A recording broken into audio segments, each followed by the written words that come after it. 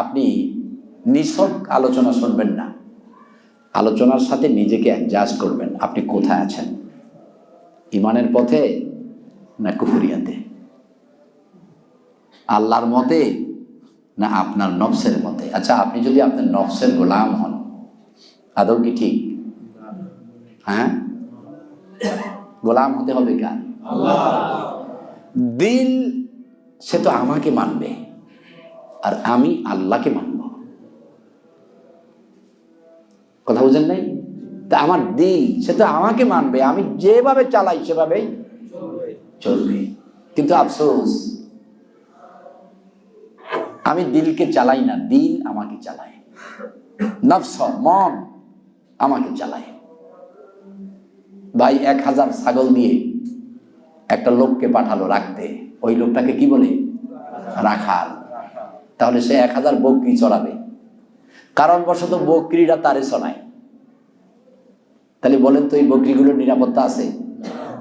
হ্যাঁ, বকরি যা বলে সে তাই শুনে, যেদিকে যেতে চায় সেদিকেই যেতে চায়, দল ভাঙতে চাইলে ওকে।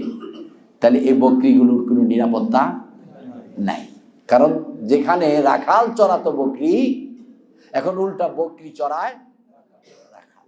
কোরআনের গান দিয়ে হাদিসের আলোকে সত্য পথে যেন থাকি অবিচল, তোমার ছায়া তলে করগো কবুল প্রভু, তোমারে অধম বান্দাকে। আউযু বিল্লাহি মিনাশ শাইতানির রাজীম। বিসমিল্লাহির রাহমানির রাহিম।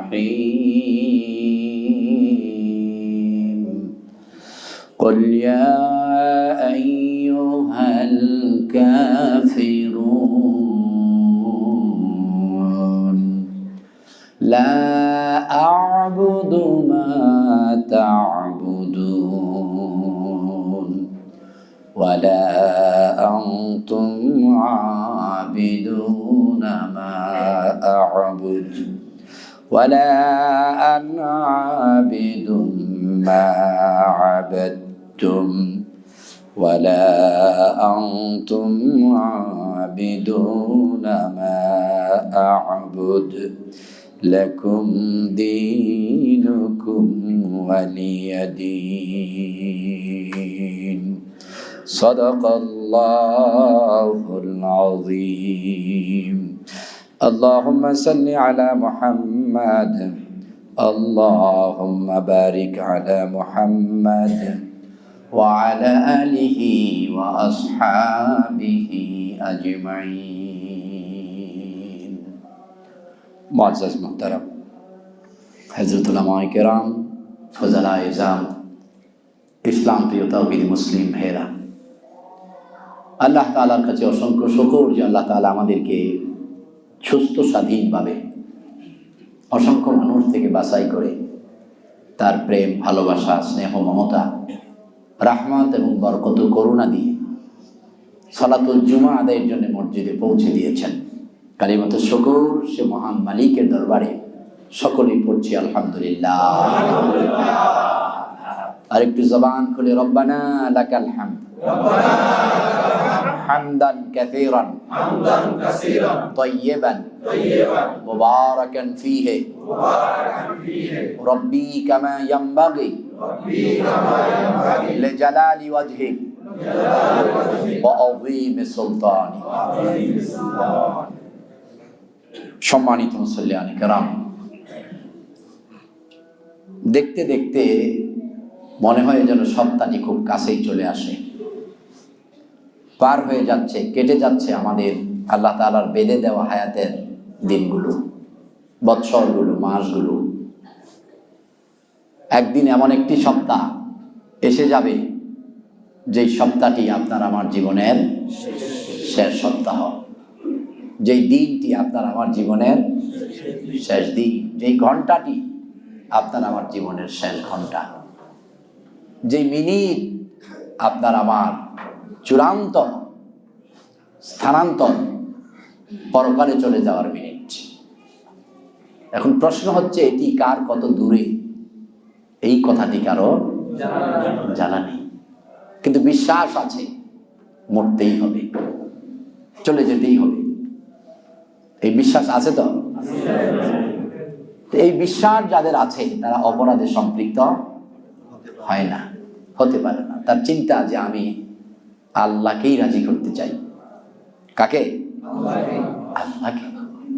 কারণ তিনিই তো আমার সব, তিনিই আমাকে তৈরি করেছেন, তার কাছে আমাকে যেতে হবে, সেখানে না গিয়ে কোনো উপায় নেই। এই চিন্তা যিনি করেন তিনি অপরাধে সম্পৃক্ত হন না।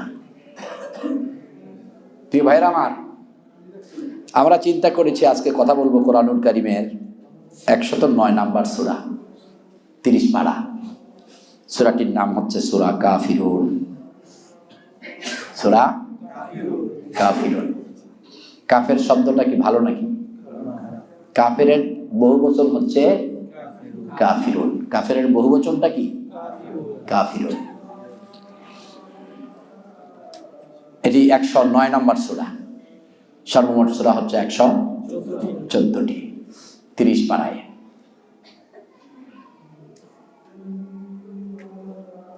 তো 109 নম্বর সূরাটি সাথে,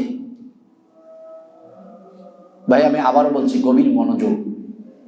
আপনি নিছক আলোচনা শুনবেন না, আলোচনার সাথে নিজেকে অ্যাডজাস্ট করবেন। আপনি কোথায় আছেন?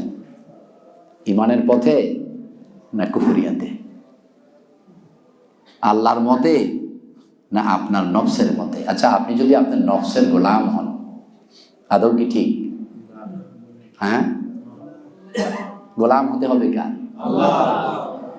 দিল সে তো আমাকে মানবে, আর আমি আল্লাহকে মানব।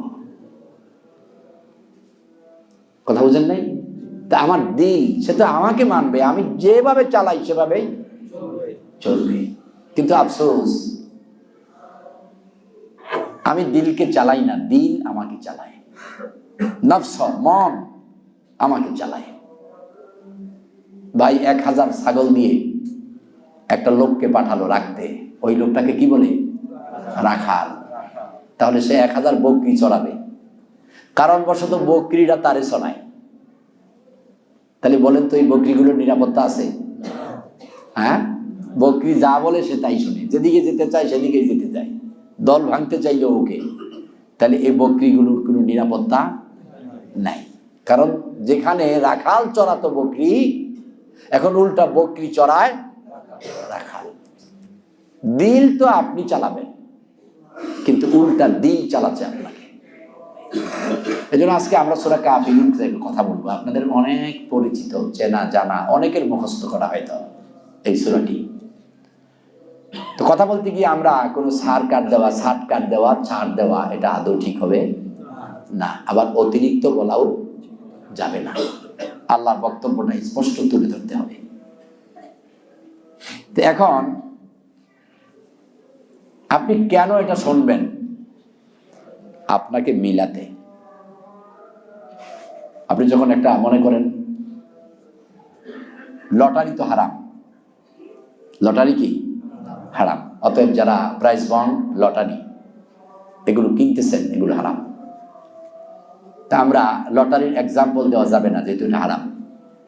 আপনি পরীক্ষা দিয়েছেন বা আপনার সন্তান পরীক্ষা দিয়েছে, রেজাল্ট বের হয়েছে, রেজাল্ট শিট টানিয়ে দিয়েছে, অথবা নেটে অনলাইনে আপনি রেজাল্ট নেবেন। তো সেখানে আপনি প্রথম আপনার রোল নাম্বারটা মিলান, কি বলেন, তাই না? আর যদি রেজাল্ট শিট, এখন তো আপনার হয়ে গেছে, এই আপনি ইন্টারনেটে রেজাল্ট নিতে পারেন, কিন্তু আজ থেকে 10-15 বছর 20 বছর আগে এটা আপনার প্রতিষ্ঠান থেকে রেজাল্ট শিট দিয়ে দিত, ওখান থেকে আপনি রোল নাম্বার মিলাতেন, যে দেখি আমার রোল নাম্বার কোনটা, ওটা রেজাল্ট কি বলেন, তাই না? তো এই কোরআন শুনবেন আপনি আপনাকে মিলাতে, কোরআন শুনে আপনি আপনাকে মিলাবেন। আমি কি কোরআনের সাথে না দূরে? আমি কি আল্লাহর মতে, আল্লাহর পথে, না আমার নিজ চিন্তা চেতনায়। যদি এই মিলাতে না পারেন তাহলে পরিবর্তন সম্ভব না। গাড়ি যখন আপনার এই পাংচার হয়, টিউব থেকে চাকা থেকে হাওয়া চলে যায়। কালকে পড়ছিলাম আমি এই বিপদে, রাতের 4টায় এসেছি বাসায়, ফজরের পর আবার যেতে হবে একেবারে বাবনুর বাড়ি আর কসবা, 10টায় আলোচনা, মহিলা সমাবেশ। এখন গ্যারেজে দিয়ে গিয়ে গাড়ির হাওয়া কম, চাকায় পাংচার, পরে এক্সপায়ার লাগাই আয় নতুন লাগাইতে হয়েছে, যেতে যেতে 11টা। এই 11টায় ওখানে 1:30টায় মাইক ছেড়ে আবার দাউদকান্দি আসতে আসতে আপনার মাগরিবের পর 6:30টা। দাউদকান্দির একেবারে দক্ষিণ অঞ্চলে আবার এশার পর থেকে আলোচনা 9টা পর্যন্ত। ওই 9টায় মাইক ছেড়ে আবার সেই কসবায় ব্রাহ্মণবাড়িয়ায় আলহামদুলিল্লাহ 11:30টায় গিয়ে সেখানে মাইক ধরা সম্ভব হয়েছে। আজকেও প্রোগ্রাম একেবারে ওই কাছাকাছি, ব্রাহ্মণপাড়ার শেষ প্রজাপতি, অর্থাৎ যেখান থেকে রাতে এসেছি আবার ওখানেই যাওয়া লাগবে। কিন্তু চিন্তা করেছি না, জুমায় যেতেই হবে, যেহেতু দায়িত্ব তো আল্লাহ দিয়েছেন। তো প্রিয় ভাইয়েরা, এই পৃথিবীটাই পরিশ্রম, কিন্তু আমরা পরিশ্রমটা করি দুনিয়ার জন্যে, পরকালের জন্যে নয়। আপনি দুনিয়ার জন্য যে পরিশ্রম করেন, এই দুনিয়ার কোনো কিছুই আপনি ভোগ করার কোনো নিশ্চয়তা নেই। কিন্তু পরকালে 100 নিশ্চয়তা আছে, আপনি ভোগ করবেন জান্নাত।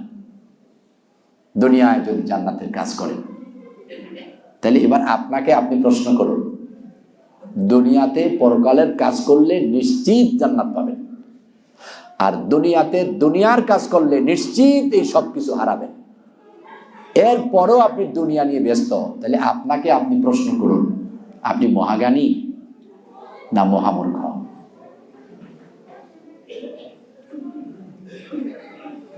কথাটা বুঝেন নাই মনে হয়। আপনি জানেন যে পরকালের জন্য পরিশ্রম করলে নিশ্চিত জান্নাত পাবো, যেখানে একবার গেলে আর বের হতে হবে না, কিন্তু পরকালের জন্য পরিশ্রম করেন না। আর এটা আপনি নিশ্চিত জানেন যে যত পরিশ্রম করি দুনিয়ার জন্য, দুনিয়ার কোনো কিছু আমার না। যে মাটির উপরে আপনি এত কিছু করছেন, ওই মাটি আপনাকে নিঃশেষ করবে, মাটির নিচে আপনাকে যেতে হবে, আর ওই মাটি আপনার গোশত হাড়গুলো খাবে। কিন্তু এরপরও আমরা দুনিয়ার জন্য অনেক কিছু করি, পরকালের জন্য তেমন কিছু করি না। আপনারা বলেন তো, তাহলে দুনিয়ার জন্য করা প্রয়োজন না পরকালের জন্য? তাহলে দুনিয়ার কোনো কাজ কি পরকালের লাভ হবে?